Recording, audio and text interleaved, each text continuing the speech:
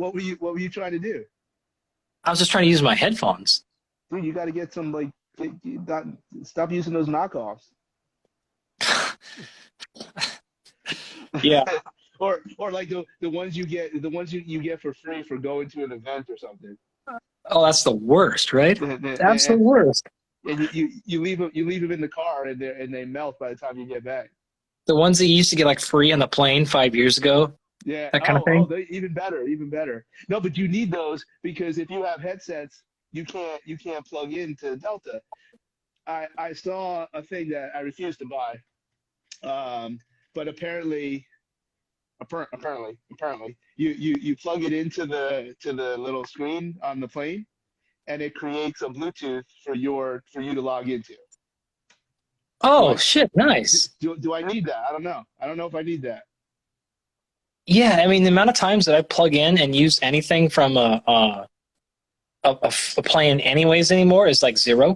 So No, no, that's I mean, why I keep the whatever the big over the ear ones. yeah, totally. The only time I use it is on the plane, and Yep. it has its own plug, and that's the only time I use it. Yeah, man. I don't know where all mine are right there, but that's it. Like I have giant, oversized noise canceling ones. That's it. Yeah. Like that's the only way I travel, and I'm always on my computer working anyway. So like I don't even know the last time I plugged in and watched like a movie on a plane. Uh, I mean, I'm usually sleeping on the plane, so I would be mad if I bought this little device and then never used it. Yeah, not worth it, man. Not worth it. There was like especially during pandemic when you travel I traveled literally every week. There was no movies that I watched everything. It's a wrap. Like it's done. I have no interest in watching Moana a 93rd time. Yeah, it's awful, man. Oh, Um, that's funny. what's going on, man? How are you? Incredible, man. Yeah. I'm getting ready to ship out to Boulder tomorrow, Hmm. Thursday. So, All right. The uh, banging guys out though, getting taking care of guys that are in the UK right now, uh-huh. playing some golf tournaments. That's right. Whom That's right. you may know. the okay, so for uh, you know this, but I don't know if anybody else knows this. So we have nothing prepared. This is not like a podcast where one of us asks questions. But if anybody wants to ask questions, like usually how lives go, that's no problem. I will simply say for me, I do not guarantee that I will answer every question, given sometimes what people might think is funny for me to say, the person I would be saying it about may not think it's funny. I've grown up quite a bit in that regard. Um, but hey, so let's see. The first time I heard your name was definitely several years ago, and I'm curious to see where this fits in to your career. Because everybody seems to have some degree of uh, time, when people really recognize them, and it's very it's very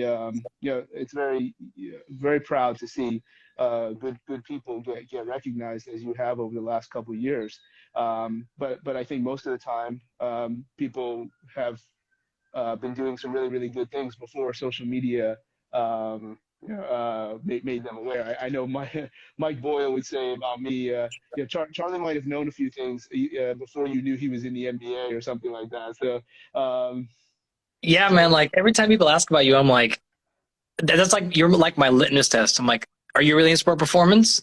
Oh, you don't know who Charlie is? Oh, you're not really in sport performance. Like, you oh don't know, man, like, you're not in pro sports. I should clarify. Like, you're not in pro sports if you don't know this guy.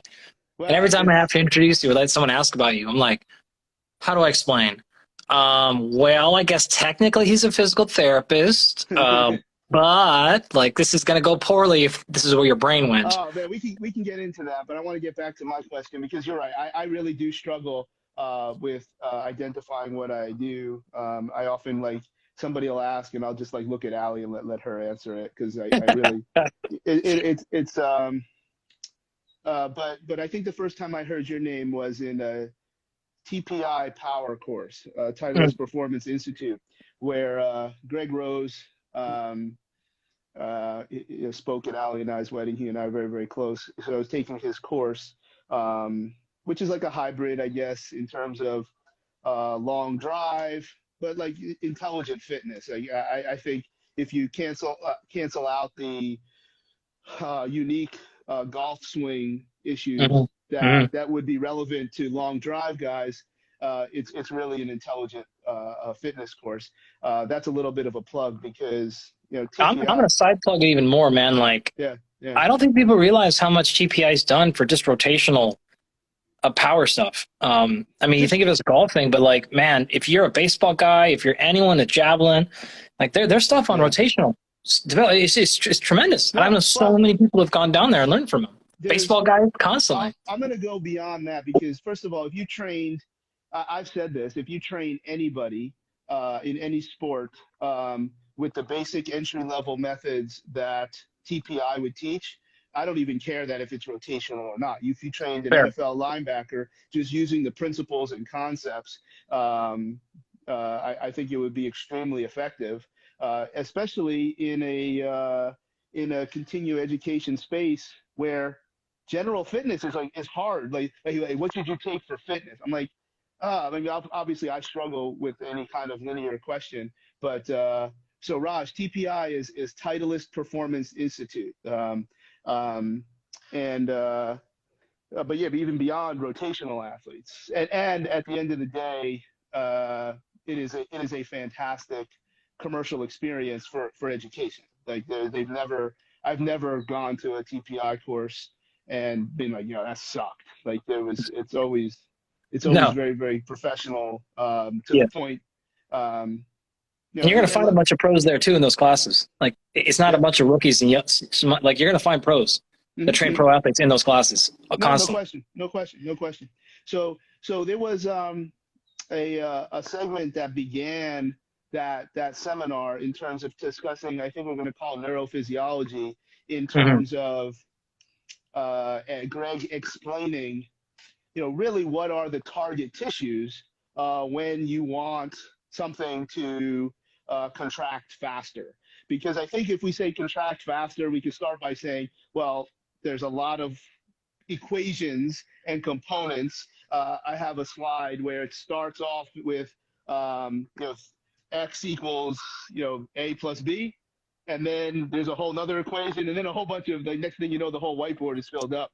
And I think because it was a little bit sensational, your or Greg's interpretation of what you were saying was that the target tissue is really the fascia, and the length of the contractile tissue, the muscles, is really more related to that. So I just teed that up for you. Let's talk a little bit about that first here. Yeah, well, okay, so basic movement, I mean, I know you know this, Charlie, but just so we're on the same page, is you have three primary things that are going to drive it categorically. So you have to have some sort of nerve impulse. And at this point, I don't care if it's central, if it's local, peripheral, it doesn't matter. Something has to tell a muscle to contract. A muscle then, part two, has to actually contract. And then part three, that muscle contraction has to move connective tissue because muscles are not connected to bone. So movement doesn't happen with muscle. It goes through connective tissue attaches to bone. That whole string quartet makes the sound happen, right? So you got to have nerve, you have to have muscle contract, you have to have connective tissue. A couple of interesting points here. I don't know where you want to go, but one of them is, like, if you look at training adaptations, it's very clear that, of course, there are many peripheral nervous system adaptations. Muscle is very plastic. It responds to lots of training very quickly. And connective tissue is sort of the forgotten child. The science is very, very, very, very poor, nascent in connective tissue for a lot of reasons. The adaptation is slower, etc. But if you look at things like passive stretch and passive range of motion, or even active for that matter, doesn't really matter.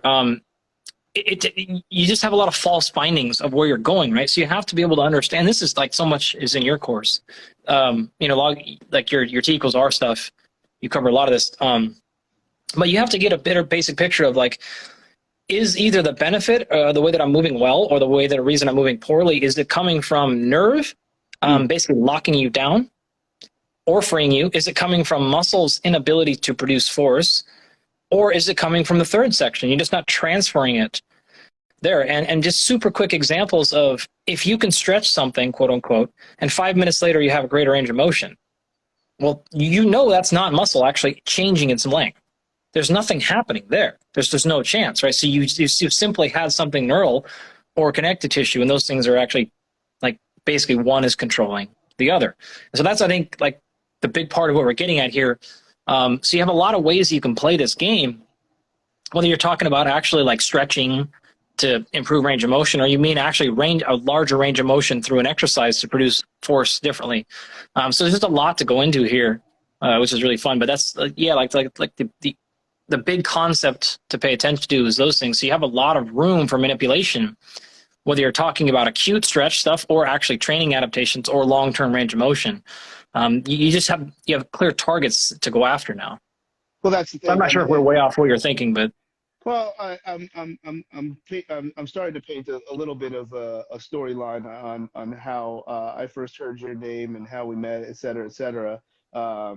This is, but obviously, I think a lot of people are going to be tuning in not to hear two dudes catch up, but and tell inside jokes, but rather let's put some of the backdrop to that storyline. So when it comes to what we're in that context of that power, and I think a lot of people would probably suggest that when you're stretching something, you're stretching the muscle. And I think that was the concept when I say it was a little bit sensational, because as you mentioned, you're not stretching the muscle, and in fact, that's just based on what the constituency or what the connective tissue is made out of. I've gotten away from use. The only time I say muscle now is that if there is a treatment technique that you kind of have to say the muscle, because that's how everybody knows it as. Like, for instance, there are 3 trigger points in the infraspinatus. I don't typically say the name of the muscle. What I'll say is the contractile elements. Now, people are going to get mad at me because I'm using a big word instead of a little word.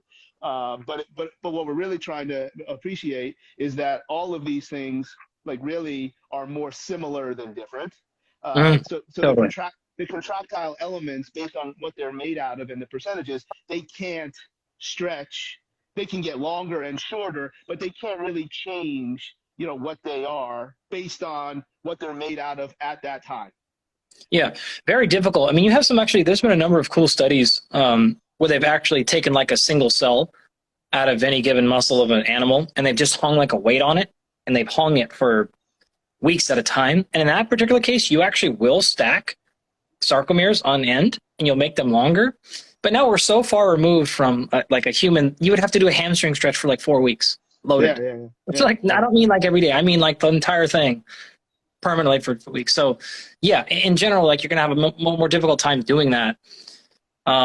Especially when you could even argue that most of the range of motion that's happening in a lot of, especially rotational movements, it's not actually lengthening the muscle. In fact, a lot of times it's an isometric contraction so that the connective tissue can expand out to. It's like, this is a classic example. I'm not sure we are actually, I don't even know what you think about this, but just think of like the lat during a baseball pitch. I mean, the lat's not trying to be stretched and come right back and contract. It's trying to actually hold isometrically for the most part, so everything else can snap kind of around it. So it's massively increasing the length there. It's probably not going to help you throw any harder. In fact, probably going to make you worse. I don't know how deeply you've thought about like mechanics of the pitch, and let's get us way off track. But it's just one example. I might give you 100 more, but well, no, I actually have thought of that, particularly as it relates to me, because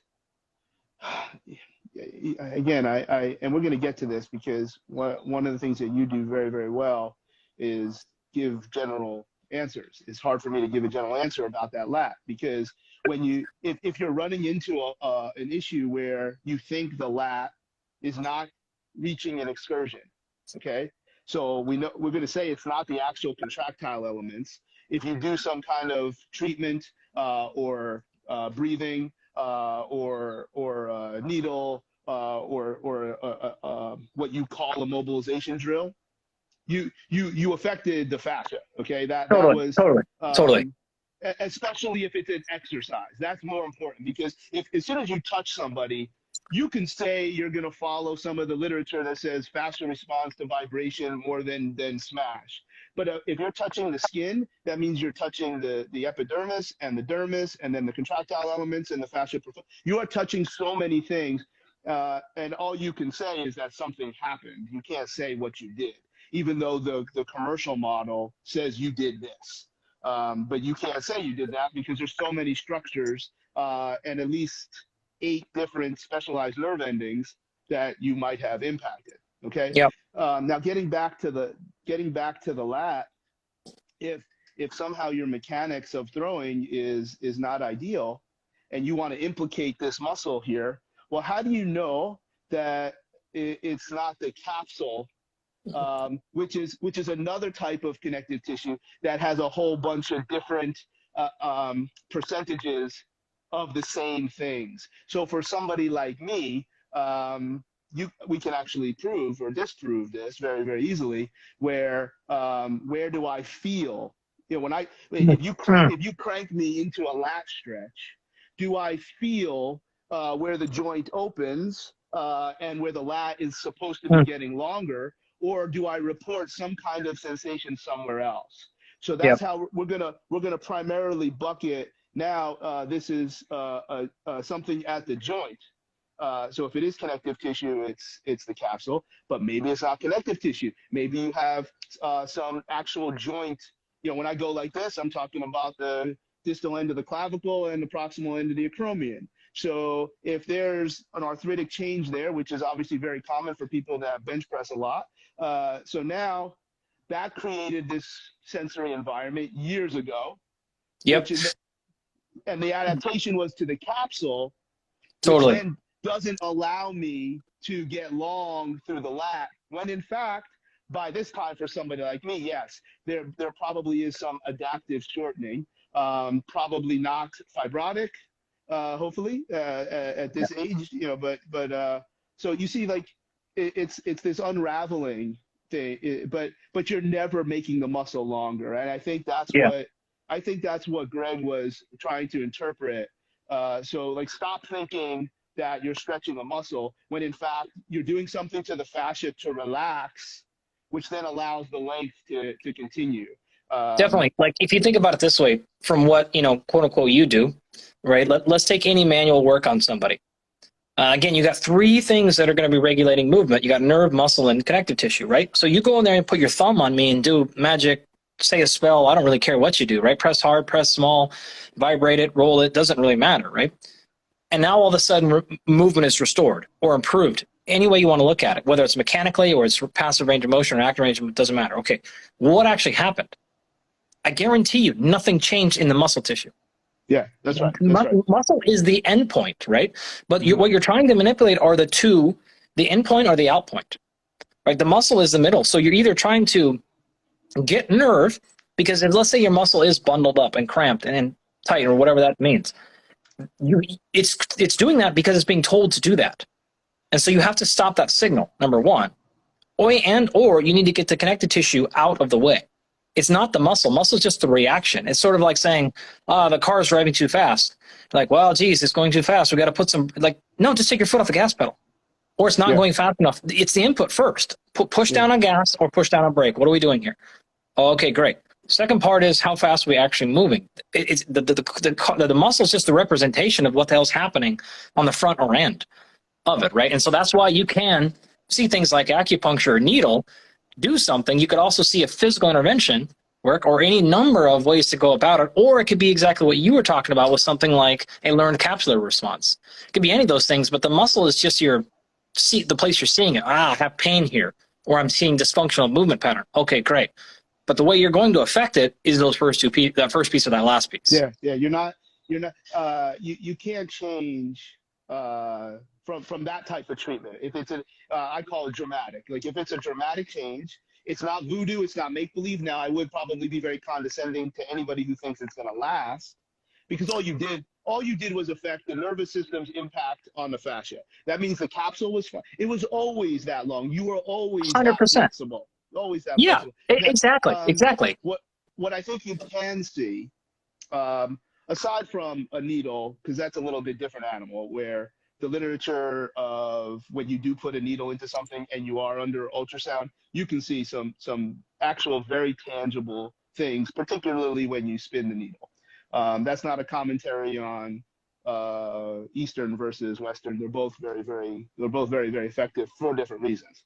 But if indeed something changed from whatever, you just touching them and rubbing them and whatever, under musculoskeletal ultrasound, if you blow it up, you can see a longitudinal difference between what you think are Yep. things like the H zone. You're not going to get more. That's a different way of mobilizing, Yep. which can happen in a much shorter time than passive if we tumble force into as many like active and your hands in a particular direction. But you'll because there's not more if there's six in the same space that you're measuring on ultrasound. There's not going to be more than six, except Yeah. Yeah. Totally. they'll Totally. appear to be wider apart. Definitely. That's not where I was planning on going with this but obviously there's so many messages that like manual therapy doesn't do shit or manual therapy is bad. I'm like, at the end of the day, all I can, let's say, because there's a lot of manual therapies that I think are like they're short on science. Like they're Totally. and I don't know why, because they work. Like I've seen like somebody's arm go from here to here. Totally. But in that seminar of 4 days, there's about less than 15 minutes of actual didactic learning. Like everything is hands on and do a special handshake, etc. So it didn't just work from magic, but it worked. Of course. So I think I did an IG Live. I don't know if George published it yet, but on how all these different manual therapies can work, because if it works really fast, it wasn't mechanical. It was No. and you were always that long. You were always that long. And then if you remove, because that's how we learn. We don't learn by doing good things. We learn by stop doing the wrong thing. So it's about removing barriers. Definitely. So if you remove this neurological barrier, which at times requires manual therapy, like, but if I crack your neck and all of a sudden, like, you're not faking it. This wasn't like some kind of hijinks or something. Like I don't believe. Now there are some people that are really shady and doing some funny business. But I believe that happened. You have to believe, because capsules and fascia, they don't change in 4 seconds. They change over time. So if you do a little bit, long period, give me a little bit of push here and a little push here, and you do your little muscle energy technique or whatever. It really worked. Like it's not like, oh, that's just a trick. I'm like, yeah, but like the person can move their neck now. Now we do some other stuff. Totally. And that's the issue. I think those people are just very angry when people champion manual therapy, and then they don't do anything after that. There's no active exercise. Fine, I'm with you. Yeah, I agree. Yeah. So, but I think that big message when I first heard your name was to appreciate that you're not stretching the muscle, and that should change your mindset as a coach if we are looking to improve power in that context. But look, increased motion is good for anybody as long as you can control it. So, but I think the first time we connected individually was from our good buddy Gabe. Yeah, man. So this is a classic example. By the way, I don't know if there's any questions coming in. I'll keep my eyes down there. So if y'all got any questions, I'm gonna do a bit of a backstory here. I'll scroll here. Yeah, I know that you've known Gabe for some time. Gabe was my former student years ago. He's now in the NFL, we'll say it that way. Nah, you're going to make some people mad now. Okay, whatever. He works with exclusively NFL people out there. But, here's a classic example of how I started the conversation, man. Like, I had an individual athlete, a fighter of mine that I'm very close with and is a big deal. And she had a gnarly injury. And I knew exactly what card to play. And I was like, Gabe, I try to never ask my friends these types of favors. But I was like, I need a favor. I need to be in contact with this guy. And he's like, done. I said, okay. And I mean, you just stepped right up, man. You were so warm and welcoming, and you just you helped us out big time. And we were in a bit. It was a. I mean, it was a tough one, but we Yeah, got her in the right we're spot, and we we're got her gonna make taken care sure. of. I'm sure people that follow you, they know, but we're not gonna say who it is.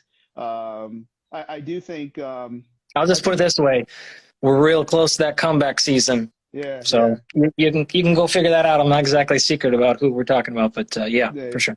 the but obviously, like, Gabe is like a brother, and also how I met him, was based on trust. Obviously, we have a little bit of a similar background, even though I think everybody knows I was not active duty, but he was already out when I was in MARSOC Yeah, as the lead physical therapist.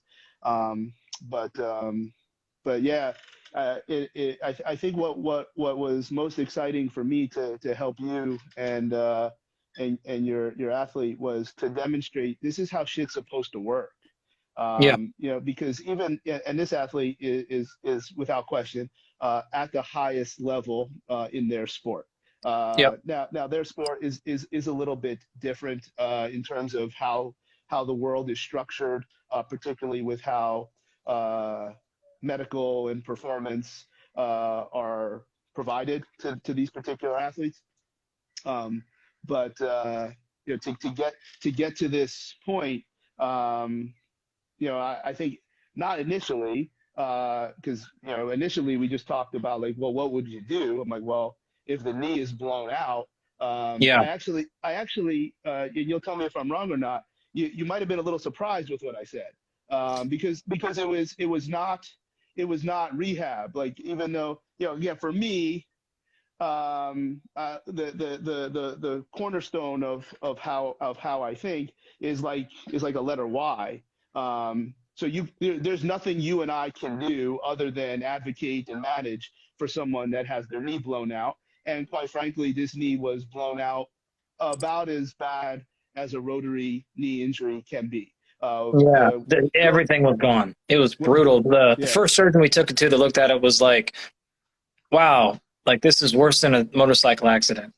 We were yeah. like, oh, great. Well, So this is well, not there, like a, hey, we need a knee scope here and she'll be back in 6 weeks. This was, no. and again, this is why I called you in the first place, because it was not like it was just so bad. I was like, I need someone who's been through Well, professional athletes coming back from catastrophic knees. but there's two things. I think what people like, as far as my opinion on, just because people, you know, whether it's financial or not, look, that's how it goes. Like, if you, Yeah, unfortunately or fortunately, depending how you look at it, in the way our healthcare is set up, you will not go to the best unless you have some financial resources. Whether that definitely. means going, like, to think that everybody just because they have this degree is good, including me, you, anybody, is ridiculous. You're allowed to be a really, really good person and suck at what you do. Yep. Unfortunately, some of these initial, even for the highest level of professional athletes, some of these initial surgeons, they not only sucked at communicating, Yep. but they didn't even know what the hell was going on, because this is where I'm not going to say that what it was, but this is why imaging, we should not be afraid of imaging. This one was easier because I'm sure the knee looked crazy when it happened, like Napoleon McCallum when we were like 8 years old, and his knee got all twisted. But Yeah. if this process got drawn out longer, this doesn't go well. No, So no. so to think that every situation can be rehabbed, and every situation is like this bullshit meniscal literature that, like, oh well, don't clean up your meniscus, you can just rehab it, because these are, again, those are the same people that get mad about the manual therapy, because in this case we got to a point where, okay, we zeroed in on what our options are, Yep. um, but based on getting to New York, so yes, I am. In this case, I am talking about MRIs, and Yep. we'll scroll back here to about this ankle business here. It's a little bit too long while I'm in the middle of my diatribe. But like, so now if your insurance or your resources are limiting how quickly you get imaging, well, let's just rehab. Like sometimes that's okay. Like remember, I'm the therapist here. I'm the one that's saying no, you have to go have surgery, because a lot like Gabe, what you do, a lot of what I do, like for high level individuals, no, that's wrong way to say it. Just for people that choose to value, it's this management. So when you ask what I do, I'm like a manager. That's exactly right. Yeah. And because I don't know how to do the surgery, but I know how to navigate the process. And this is why, whether it's athletes or people that value this process, it's very important. Number one, please don't be afraid of imaging. When you get it, get it. Yep. It doesn't, information is out there. Like we can know this. So, well, my doctor doesn't want to order the MRI. Go to a different doctor. Like it's information. Aside from the fact that I was telling the person yesterday that sometimes a physician won't write a prescription for a certain medication or imaging, and they are legally allowed to not tell you why, is because they're going to get dinged on how they have a contract with that insurance policy. There's reasons. So, and you are allowed to pay for things on your own. That wasn't this individual's issue. Their organization obviously pays for everything. But if we kept waiting, the percent of success of the surgery, it would have been significantly down. So just based on when you have every structure in the knee, and quite frankly, if this athlete was in a team sport where they kind of fend for themselves, I wouldn't even be saying this, because that would be information that could potentially impact their ability to make money in the future. But because this is a very centralized sport, just know that I'm glad that you guys were able to see that, like, no, there is a way to do this, and superstar Dr. X will actually get on the phone and spend as long as you need to make sure that this is the right situation. We got lucky. Maybe we could dive into this part too about like the rehab strategy, not necessarily like the specific tactics, but I think like because you were breaking up how what you really do is this total performance optimization. I don't know what else to call it, for lack of a better, like, management. I'm just some dude. That's all. Right. So I can just shed a little bit of light on what that looked like and why it went so well for her, given the fact that, I guess, a little bit of background. Professional athlete, just like you said, massive catastrophic knee injury. And so we had to number one, make sure this was not going to be career ending. That was number one, right? Getting back fast as possible is great, but number one is like cannot be career ender. So how do we do this? And I'd say the big rocks were, of course, we have a very specific sleep strategy stuff we use with her. So we already had that built for years. We just continued to manage that. Number two, we wanted to get her into her surgery basically as quickly as you can, and you can talk more about that. Number three, we wanted to continue training as hard as we possibly could immediately prior to the surgery and immediately post-surgery. And that was a very big part of the process for a lot of reasons we can talk about, but training as hard as you possibly can coming up and then going out of there. And then in this particular case, what we've had for a while now is because we have so much of her biomolecular blueprint already built out.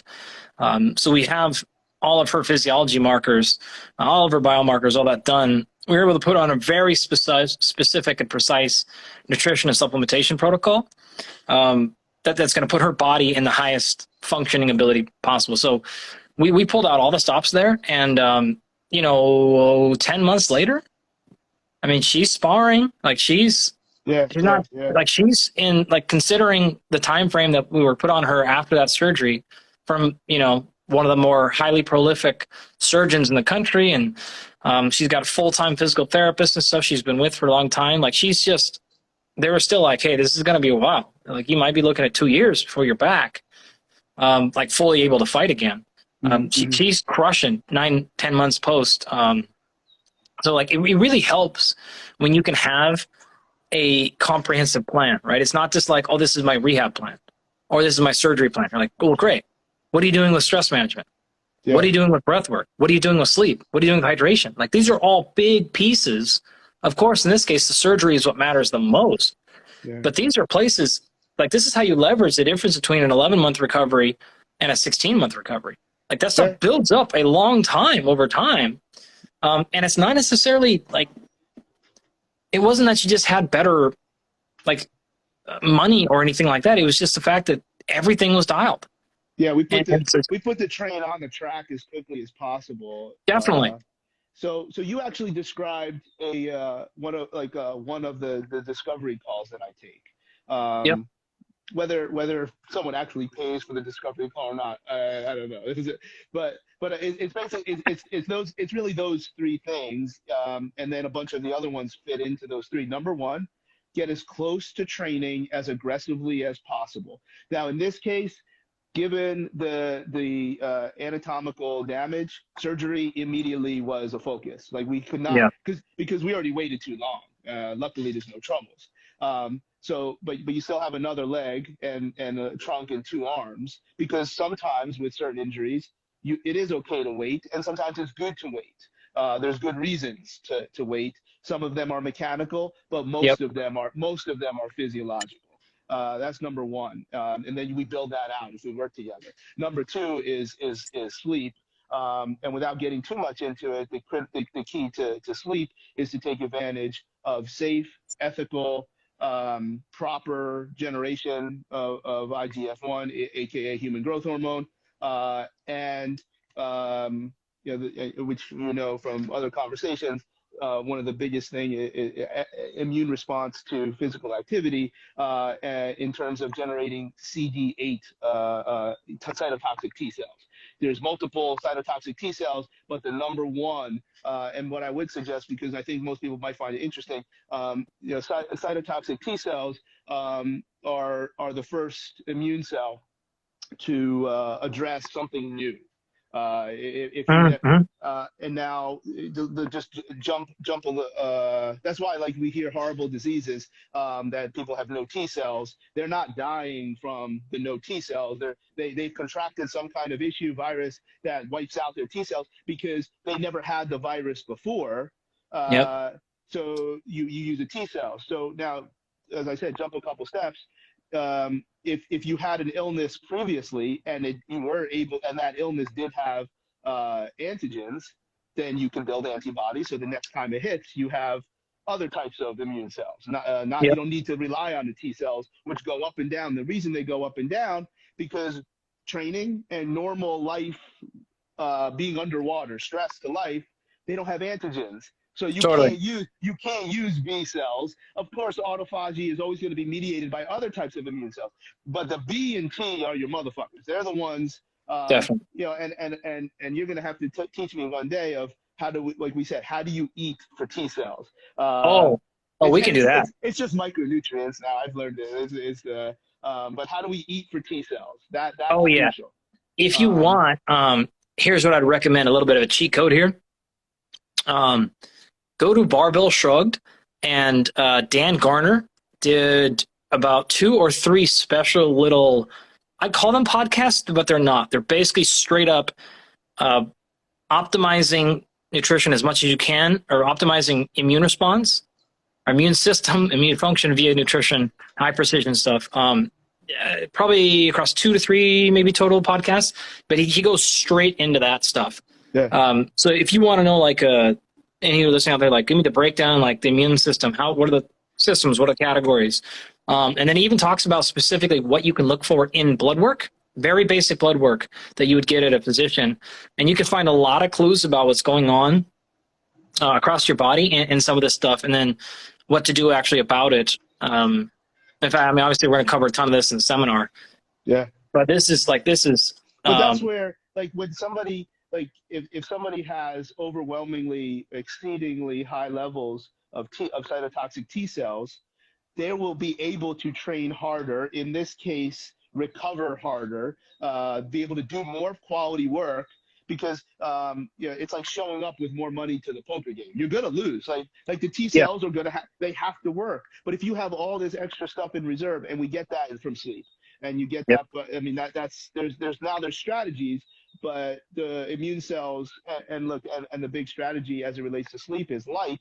And if you're watching your phone, then cortisol knocks out the immune regeneration. They antagonize the equations. Yeah, man, Um, everything is everything. That's yeah, that's what I would say. Like, and that's like what I do. Like because I think there was a point that I started to understand. It's like if I'm who I want to be, I want to bat 1,000. But I can't be so arrogant to think that what I know how to do well, which would be the training process, the rehab, and then the team sport load management, like, well, there's also nutrition, sleep, yeah, and look, those are the six. But psychology, and we're all psychologists, but those are the six yeah, buckets, and then yeah. it's meant to be a bucket, because you reach into it, and now there's some. Each of those things have their own set of tests, and but that's we started to put all those things in place. But everyone, should do these things so that you have a higher level of load tolerance. I don't mean load like how much weight's on the bar, but more so, overall. So Yep. So like this is important too piece of um why you need to have a little bit of these things. Oh, hey, look at that, Ben Bruno. Back in another IG Live, Ben Bruno. Look at that guy. Um yeah, this is why you gotta have some of like those buckets checked off when you're an athlete prior to. So the way that this whole thing works is if that stress bucket is overloaded with the pick your thing, sleep or something else, right? And that total load is a little bit higher than you want. Now you don't have any extra armor to send towards injury recovery. Adaptation happens because stress, right? So the idea is the more stress you can pile in, the more adaptation you have. The issue is if too much stress is there, adaptation doesn't happen or goes in the wrong direction. So what you want to do is maximize stress coming in the exact way you want it coming, and nothing from anywhere else. So if you're already walking to a situation where you're low and you can't have a proper immunological response to a training in this case, and we're trying to get a growth hormone response, we're trying to get a testosterone to move, we're trying to get cortisol to get regulated properly, but it's being dysregulated because of other stuff going on, whether it's your sleep or something else, you've just hampered your ability to recover from that injury that hasn't happened yet. So yeah. you know what I mean? It's like Well, you want to recover faster from an injury, be healthier before it happens. Well, this is what. So here, I'll say exactly what the first conversation we had about, like, what do you do? It was probably something generic and whatever. Like, you have to get surgery. I can help you get to the best surgeons in the world. But when we said training, there's four things that, and I didn't tell you. I'm assuming at that time that correctly that there's a million ways to do all these things. But Yep. years ago, one of my mentors, Val Nasetikin, he's a founder of Omega Wave. He's having this meeting, and he asks everybody in the room, like, what are you training for? What are the adaptations you're training for? And this one says explosive repeat sprints, and this one says repeat jumping, and this one says endurance, and this one says all of these, very, very useful, valid markers of performance. But not one of them said stress tolerance. Yeah. So as a student of Val, and there's other ways to communicate this. It's just how I try to organize things and how I try to put answer your questions. For this athlete, all of those things are secondary. The primary adaptations for stress tolerance, which would apply to every single physical performer on Earth. It could be a construction worker. It can be a fighter. It can be a baseball player. It doesn't matter. High mass of endocrine glands, high proliferation of cytotoxic T cells, and activity-specific heart, which is the one that has the most bandwidth. Like a shot putter or a power lifter has a very, very different heart than a marathon runner. Neither of which are probably the epitome of health. And then thirdly, which is to a lot of people in how they describe things, high oxidative function of all type 1 and type 2 fibers. Say, wait a minute, oxidative for type 2. Like, well, all right, you just don't really have a great grip on physiology, but that's okay. Right. Like, you're not a bad person. So all four of those things, if we can put that and then put a secondary tinge to how you set up that training cycle with whatever's useful for their activity, sport, et cetera, then you can do some really cool things. Because if someone has a hurt thing, whether they're Yep. recovering from surgery or an injury or a cold, at some point, all of those weapons target the same things: Yep. endocrine, the immune, cardiac, and oxygen delivery. So that's really that's the money in terms of. Here's another story. Um, One of the surgeons that we consulted with, a patriarch of orthopedics in New York City and the world. So we're sitting at a bar, in the Upper East Side, and he was enamored with blood flow restriction at that time. So this is like maybe 2017. So blood flow restriction many years, but because of baseball, certain guys were using it and making videos.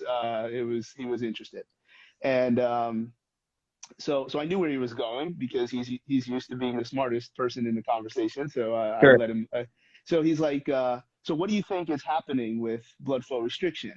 I'm like, well, it's primarily a hormonal response because you're introducing this hypoxic environment, blah blah blah. And he goes, okay, so like I don't know what it is that you do, because he went on to explain some other philosophies that surgeons have. Like if they don't know, they just disregard it. They don't try Yeah. to learn it. Totally. They just disregard it. So he's like, all I know is that when you work with who you work with, they get better way faster. But I know you're not doing blood flow restriction. I'm like, well, I do sometimes, but I don't, because especially when I was in New York City, I wouldn't see as many post surgical as maybe other therapists, because I would say that you want to do it, it's fine, but go use your insurance for 6-7 weeks, and then we'll pick up the pieces, or see me once a month to make sure they're not screwing it up. So at that point, the quality of the tissue would not require this very low load. But other times when I do see the post-surgical, blood flow restriction is a very useful, very significantly useful tool. But I said, yeah, like you're by introducing that significant hypoxic environment, and if you actually exceed some of the protocols that we think are safe for blood flow restriction without it, meaning you can go to Mhm. failure, you will increase we think you'll increase mass of endocrine glands and improve anabolic Yeah. hormones. That's why they get better. And they're doing it in other areas that have nothing to do. He then did go on to say that, if I, because now HGH is not the same. Those are different protocols. Anabolic hormone, HGH, two different things. You can Yeah. train for these things. You can train for them in a safe, ethical way for different things. Now, I get caught up in these conversations all the time. But when you see athlete X at the age of 40 something, and you have no idea how he's doing it, and he's not really jacked up, he's not that big. HGH doesn't make you diesel like it makes you play till you're 49. Like that's like, Yeah, for sure. oh my God. So, I but wrote I wrote a paper years ago, maybe 13 or 14 years ago, published it, um, outlining what the actual effects of HGH are. And like, sorry guys, it's not an anabolic hormone. no. Now, Like, it's a not lot. actually like, does it have a secondary anabolic effect? Well, we could get into that, for IGF-1 and stuff, but it's not. Like, you have to Yeah, just look. It's not a steroid hormone, first of all. It's not. It's just like fundamentally not a steroid hormone. It's just not what it does. yeah, It has bigger effects in other places. That doesn't mean it's not important for yeah. many of these things, because it is, but that's not all right. So yeah, there's a lot of The, other cool things that it can do. But like, if that's what you're looking for, man, go to testosterone. It's more but effective. yeah. So, It works but well. when it comes to the rehab process, human growth hormone is probably much more important than Probably. at some level you would pick one versus the other. You take the human growth hormone, because if we're looking for connective tissue to remodel, that's happening. You and I were every cell in our body was different, some random number 30 days ago. Sure. HGH accelerates that. So if I have a process that is retarded by the natural inflammatory response, and I get loaded up, then I'm going to recover faster. But, Yeah. however, there's a more costly process. So if you introduce moderate levels of lactate over a significant period of time, aka intelligent boot camp, you Yeah. will stimulate human growth hormone. Now Yeah. there's a cost. There's a cost to that. You have to move. You have to do exercise. You can't just go through this seemingly passive process, which then allows you time to do other things. But when I was talking with that surgeon, so now about the impact not of human growth hormone but of the anabolics, because Mhm. that's what human blood flow restriction, like your muscles get bigger when they're not really supposed to get bigger because you're not lifting a lot of weight. It's not the weight that triggers it. It's the hypoxic environment from using heavy weight that For sure. triggers mTOR, et cetera, et cetera. But now going back to this athlete, if there is an impressive response on how quickly they were able to do more things, well, how about get on the rower, like we described, and put a little stool next to the rower and row. And now the big thing, though, that I want to bring to light is the only thing unique about this is not the knowledge, is that Mhm. nobody got in the way. The surgeon, Totally. the Yeah. surgeon didn't say no, you can't do that. She's not cleared to do that. Man, shut the like that. That's so the best surgeons in the world. Not only are they good with their hands, they're team players, and they know that as long as there's trust, and in this case there was, that they're not going to get in the way of these things because there's no reason not to. It doesn't mean nothing bad happens. That's I mean, there's inherent risk in everything, but I always say like, if you have a sprained ankle, why would you not do pull-ups? Like, I mean, you could probably say some kind of Yeah. kinesiology 101 that the lat connects to this, that connects to this, that connects to this. The fact is like, why wouldn't you? Well, if you're going to do pull-ups and your body has some kind of systemic approach, well, then your ankle might get better. Yep. I'll read this one. So you so take HGH training recreate. Now I'm not recommending that. We're talking Absolutely about not. because Endogenous. Yeah. yeah, we talked about a training process that would stimulate so moderate levels of lactate over a significant period of time, which feels like a boot camp, which feels like calisthenics and low complex exercises, typically 30 to 80 seconds. But then you have to pick the right intensity that will stimulate human growth hormone. Like that's everybody injured should be doing those types of things. Like that's a so no, we're not suggesting somebody should be popping it. Like we're talking about, there are always training programs that can do everything. They just have to be played with like Tetris because nothing is Yeah. free. Like everything Yeah. has a cost But to that. lactate So itself is actually a massive fuel as well, just directly itself. So, um, like getting that protocol done, you're also putting fuel directly into the injured area, which is the metabolism of injury recovery is huge. It's completely often disregarded. You can look at this from any number of sources. This is from creatine to lactate. You put fuel right directly in injured areas, whether this is the brain or actual skeletal muscle. It's very, very, very helpful. Your body will basically pick lactate over almost any other fuel, including glucose, often. So, given the choice between the two, so you're getting this biphasic effect benefit of doing something like that. And this is when you look at the outcomes as well. The outcomes show the same thing, right? So it's clearly working, and then we have pretty good indication of why. So you yeah. get like to me, it's nonsensical to not do it as much as you can. Yeah. Well, I have tons of situations where, oh, they're afraid. Like just because you're in a knee brace doesn't mean you don't have another leg and arms to train hard. Yeah. I'm going to scroll back here. So we got some questions. After a patella rupture, could I build a certain muscle to get the leg as straight as the healthy one? I don't know that your muscle is weak. So if it's a patella rupture, and you basically can't straighten your leg, first question I would ask, and this is actually going to segue into the next piece here before we finish up you see how like these are really good questions. I'm asking more questions because Yeah. I don't know how to answer things like simply, even though people would say, Charlie, you make things sound simple. I'm like, okay, well, I don't feel like that all the time. Getting back to our patellar tendon guy, hey, can someone else move your knee? Like, can someone else make it straight for you? So if you can't make it straight, you can't do a straight leg raise. But if I put my hand under your heel and I lifted it up, does it get Yeah. straight? If the answer is yes, you have what's called, unfortunately, an extensor lag, which is much more of a neurological issue than a mechanical one. Yep.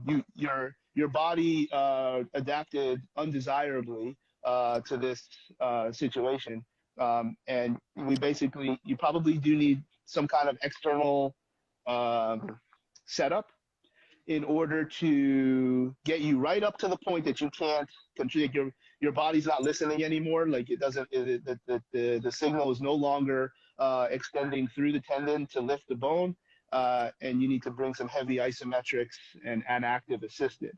Now, if I put my hand under your heel and I can't lift it up, then there's a mechanical blockage that needs to be evaluated. I don't know what to do.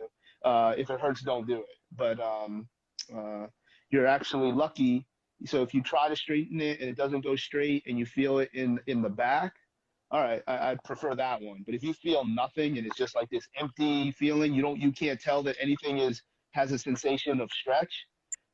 Hey, we just got to figure out what it is. If you do feel it in the back, like in the top of your calf or the bottom of your hamstring, we should be able to go back to what we were talking about first, and finding some of those mobility drills, because you're at least at that position, the joint is not in the way, at least yet. But so I don't know if we missed any other ones here. Hairline fracture, left pinky toe. Yeah, if you're still squatting and lifting, you're good. I don't know what is type in what's your name? Hey, Stud Muffin O'Brien. What are your limitations? Like, what do you mean never fully healed? Toes suck. They're so far away, and the joints are so small, but they can be treated.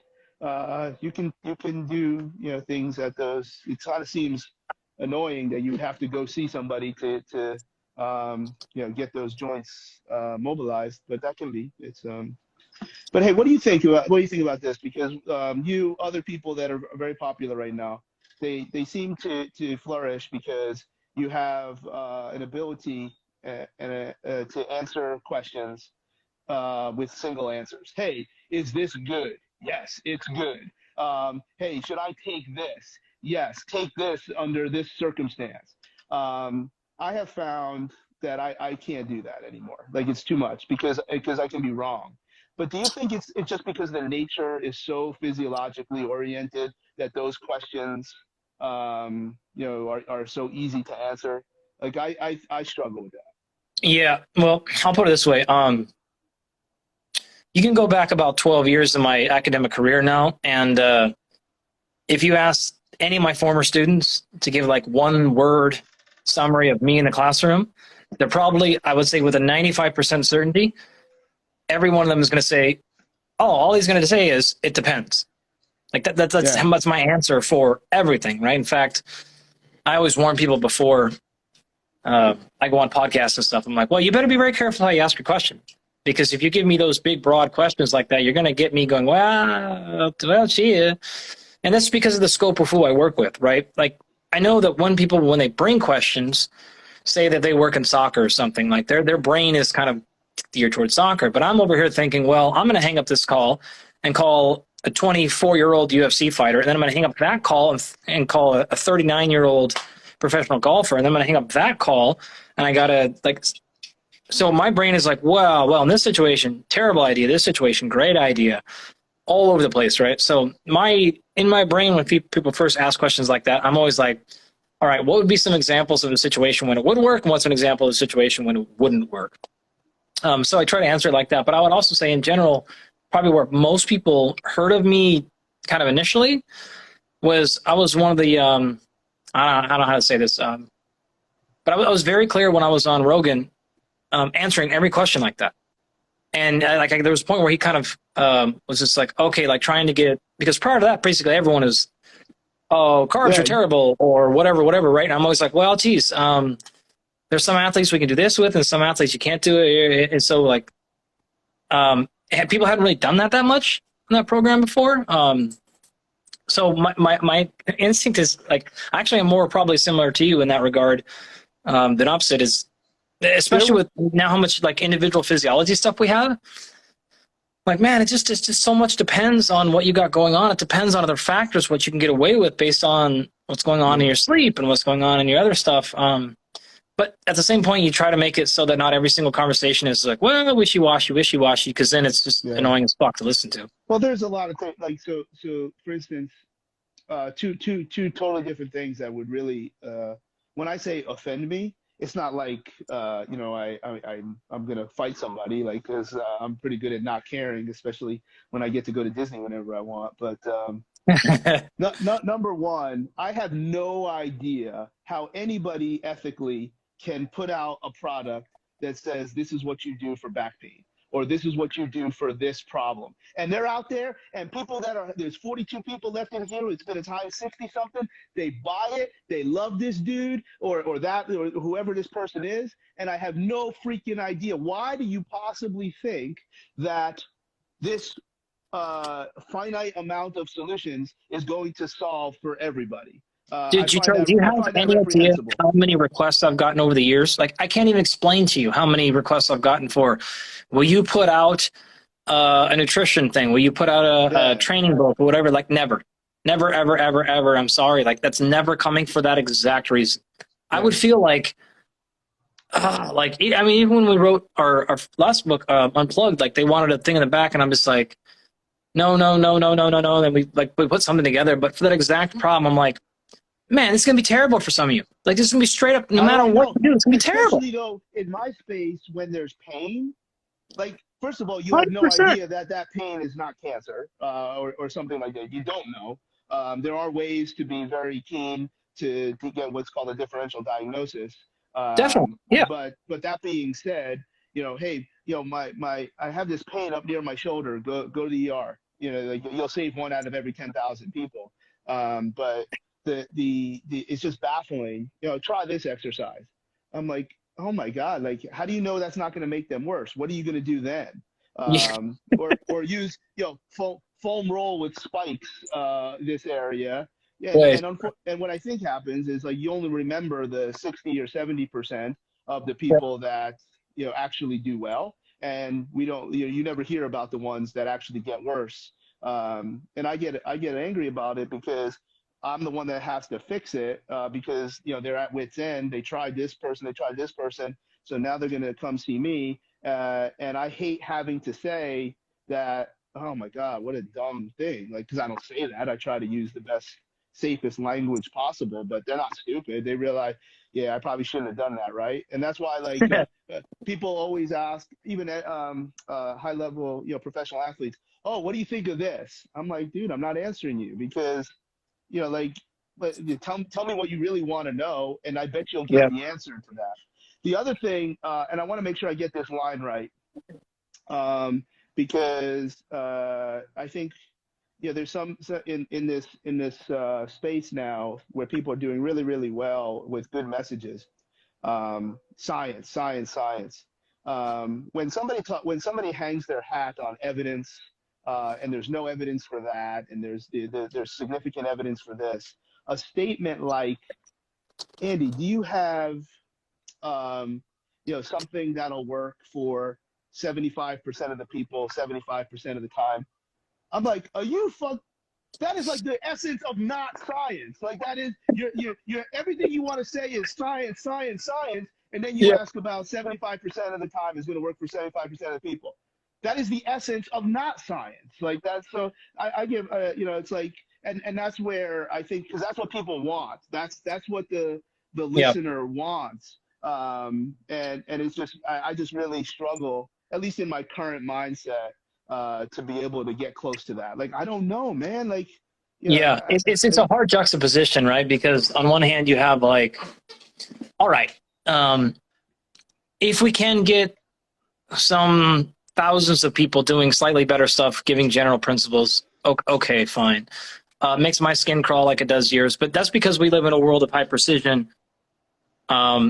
We can get any testing we want. We can get any other stuff that we want to figure out what is optimal for this individual person. You and I both work on a similar model with professional athletes in the sense that I don't work with 30 a month, right? Like it's very low volume, very high touch. We're going to get in and figure out this person because we're going to look at a 360-degree profile of them and figure them out, right? Like, and that's always what I've done in my career. That's the only thing I'm ever going to do in my career because I like that. I like being able to go figure out, no, it's just this right here, or this shit's going to make you worse, whatever the case is. I do emphasize a little bit for the people who are like, okay, well, I don't have you or Charlie. Like, what the hell do I do? Like, okay, fine. You got to learn this stuff on your own a little bit. You got to self-experiment. So, okay, like I guess I'll give you some general guidelines, but like, don't call me in 3 weeks and you're like, well, this didn't work. I'm like, wow. Yeah, I'm sorry. So if we're good there, we understand the terms. You're not going to call me in 3 weeks if it didn't work. Fine. Then I'm happy to give you some rough guidelines. But I'd also say that's the response to like 95% of the DMs I've ever got in my life. Yeah. It's just like, I'm like, yeah, I don't know. I don't get those as much anymore. Maybe my time has come and gone. I don't know, but it's really weird to see the messengers that are really getting a lot of traction, and look, don't confuse me for somebody who cares. This is just a conversation. So obviously I care a little bit, but it's so interesting as to the hunger for that completely linear answer in a world that's multivariant and not non-linear. Like it's if you told me one thing that you didn't know, it would change everything. It would change the total response. Absolutely. Hey, Dibby, I'm gonna scroll here to see some of these questions, but while I'm doing that, please talk about the end of or the middle of next month, where I'm gonna fly into Orange County so I can go to Disneyland for a day or two, and then head over to Cal State Fullerton. Yeah, man. August. Thank you. Appreciate that. By the way, August 13th and 14th, doing my first ever like seminar like this. So it's called Biomolecular Blueprint. 2 days. Myself and Dan Garner. He's going to be coming out. You think you're coming all the way out here from God knows wherever you are, Florida or New Jersey or any number of places you're at in your travels. Dan's coming all the way out from Canada.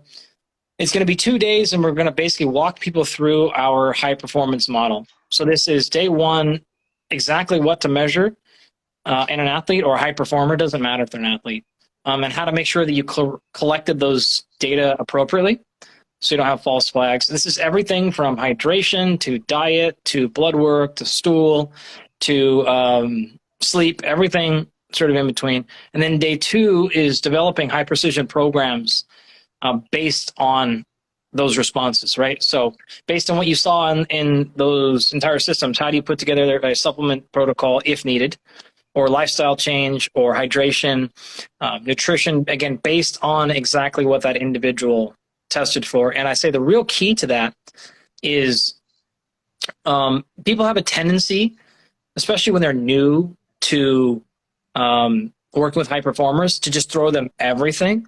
And it's like, okay, here's nutrition, here's supplementation, here's hydration, here's sleep, here's breathing, here's stress management. Here's this training protocol. And you're like, okay, stop. So the part of the end of the seminar is figuring out which things to layer to an athlete at what time. And so it can be effective and useful. Again, even if it's not an athlete, people just have limited bandwidth, no matter who they are. And so, yeah, it's just like, all right, you put this stuff together, you figured out what to give them. And now how do you put this together in a program? It's kind of like a macro cycle, if you will. But instead of just training, it is, where's the macro cycle for sleep? Where's the macro cycle for any other stuff that you're putting together? And then build them in basically into a training camp is kind of what it looks like. Lifestyle change, whatever. So we're going to give you all the secrets, man. That's that's what we're going to unveil. Stuff that we've been doing for a very long time. So yeah, no, it's going to be cool, and I think at least a lot of stuff that I see, for people are excited. Hey, what we're going to do is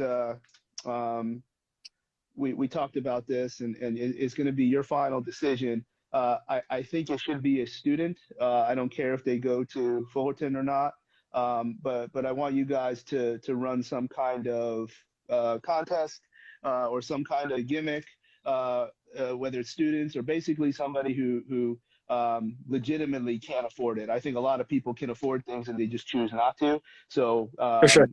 and I'm gonna pay for somebody to go to your course. And then you and your crew, you pick, you from your listeners, how you want to do that. You just let me know. I'll take care of it. Oh man. Yeah. Okay. Well, I feel like the people who are in this chat room have first dibs on that. All That's a right. great way to start. How are we gonna How are we gonna figure out if they're a student? Is that Um, is that the answer? Is that, or you just want to do it for anybody who decided to come in? well, here's what I'd say is, I don't know, man. I'll clarify this. I'll figure this out. I probably want to do honor system a little bit in the sense of like, um, hey, man, like if you can afford it and you're choosing not to, um, fine. But if you feel like somebody really is that, just don't. I guess just honor system it. Like All right. that's my gut instinct. I'm not going to go check W-2s and you know it, things like that. So I'm not sure. I'll get back to you on this one. But I think if you're in here and you're either in the Okay. local Southern Here we California go. area or you're willing to cover your own travel and you want that ticket, All right. Here we go. what Here we what got. Here we do you got. want him to DM you? What do you want? What do you want to Here's do? what I want to do. There's a question that I scrolled through. I typed in the answer. Hey, if anybody thinks that there's a question from me or Andy, just message. We'll do our best to respond. I can tell you, for as long as people have shown interest in me, I have never not responded to an email. But I don't know if it's the response you always want. There was a question. Here's how we're going to know somebody was in here. As I was scrolling, someone with little short hair like mine, except hot blonde, she wants to know who's your favorite superhero and your favorite Disney character. The person that is going to get this is going to have to use those as a code word. That's how they'll prove they were in here. And if they left, too bad. So who's your favorite superhero? And I'll start with mine. They only have to name yours. They don't have to remember mine. My favorite superhero is the Hal Jordan Green Lantern, even though people will think it's Guy Rayner, given the low temper. And my favorite Disney character is Scrooge McDuck, Huh. because Um, I want to dive into a money pit like that in Duckburg. brilliant. I think that's the best answer to Disney. When you first said that Disney character, I was like, oh boy, like I don't have anything to. But Scrooge, that's a fantastic one. That's so That's good. good. That's good. Um, You're good. I You're like good with those curmudgeons anyways, so I'm down 80s. on that. Yeah, so like the number two would be Grumpy in a close second. But like I think the first time I met Scrooge McDuck, I said it is an honor to meet you. He didn't respond because he's in a big costume. Now, I used to have a T-shirt that Allie would wear to bed, and it has Scrooge on it. So I told Scrooge that she sleeps with you every night, and then him and Donald just went off. It was awesome. It was awesome. It was awesome. I told you none of this. I told you none of this is planned. And when I can barely fit in the screen, I'm allowed to talk about Disney. I'm allowed to talk about Disney characters. All day, man. You're All forking right, out the grid to put somebody in the seminar too. That's you get to do whatever you want to do. all right. So the person who proves that they have to give your answers. All right, so I got to give my answers now. Yeah. Um, boy, I'm so not. When you start getting into pop culture, dude, I fall off the universe.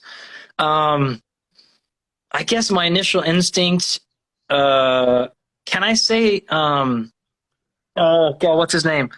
Um, oh, Ryan Reynolds made a movie about him recently, fairly recently, a couple of them. Deadpool. Um, Deadpool. Like, how do you Okay. not love Deadpool? It's very Like, fun. Yeah. absolutely, right? I feel like you're setting me up with something, so I'll just say that character like Deadpool, Ryan does so well because he's not really acting. 100%. Yeah, yeah. It's just him. Like, in fact, my wife like is pretty pissed at that All right. movie because she's like, it's just him being him. Okay, I'm check this like, out. Check this out. sorry. So I'm treating Ryan, so he's kind of like face down, but he turns his head to talk. there's several things that I learned in my life to never, ever, ever do. Number one, don't ever ask Indomitian Sue about the stop. Okay, don't ever do that. No one had to tell me that. Don't ever ask, don't ever ask Chris Webber about the timeout. No one ever told me that I had to do that. Yeah, And didn't need to be ever be told. Don't ask Dominican Sue about stomping on a guy. you don't need that. And now I have a story when someone did do that, and like the world stopped. And number three, no one ever needed to tell me don't ask Ryan Reynolds about Green Lantern. So Oh, so we're talking, that's and probably why I came up with Deadpool. You threw the Green Lantern at me. You put him in the back of my head, and then I pulled it up. so we have had significant conversations, and one of which is my distaste for all the comic book movies is like they recycle the actors, and I'm like okay, fine. If you were gonna be, because we call it the other guy because he really hates Green Lantern, he doesn't talk about it. So like if you're gonna be the other guy, you could be Deadpool because they're in different universes, and we're never gonna see them turn up. But like you can't be this, like you can't. They were going through who was gonna be Cable, and it was Mhm. Josh who got it, and I think there's a cool picture on my Instagram with me and Josh Braun. But it was him. It was Michael Shannon who was Zod in Superman. And Oh, okay. no, you can't be those two because it is possible that Cable and Thanos could be in the same room. And then Totally. so he goes like, oh, so you don't want Michael Shannon because he was Zod? I'm like, of course not. He goes, Charlie, we never have any fucking actors left if we followed your rules. So Deadpool, and then who's your favorite Disney character? Now you're gonna have to help me too with who qualifies as Disney or not. I No, would no, say no problem, no problem. right now, I'm kind of like you. I don't like you're not going to hear me say the like Supermans and like those ones are never going to appeal to me that much. It's going to be somebody off taste. Um, I'll say right now, like I think technically, no, they don't. Looney Tunes is not Disney, right? Yeah, no. Um, boy, I don't know much. You have like a 3-year-old daughter. I mean, I got a 4-year-old daughter and a 2-year-old son, but we don't do much. All right. Like we don't do much All right. TV stuff. So Somebody who is going to be honest about their interest in the course and their ability to pay. You're gonna message Andy and use the code word Deadpool, and I'm gonna cover you to go to the course in August. How about that? We yeah. good? And just to be super clear, how you want, Charlie, but I don't need any, nor do I want any justification, if you will, from you. So you don't need to sell me your story. I'm just going to assume if you're sending this message, it's because you need it, and that's as far as you need to go to prove it. I don't want.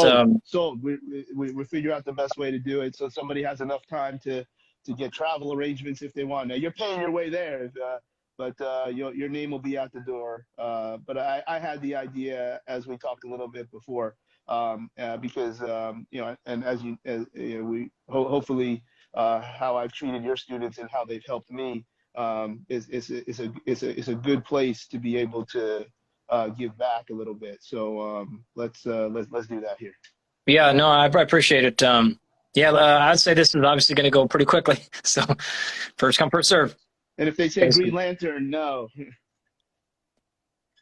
Awesome, excellent. All right, hey, I don't think we missed anything else. If there were any questions, there was that calf question. The big toe, yeah. If your big toe is hurting, there is something that I think probably could or should be done. Did you catch anything that you wanted to respond to? No, I didn't look too much. All right, then we call it a day. Dude, all right. Always good to catch up, man. All right, we'll talk soon. Be well. Yep. See you, bud.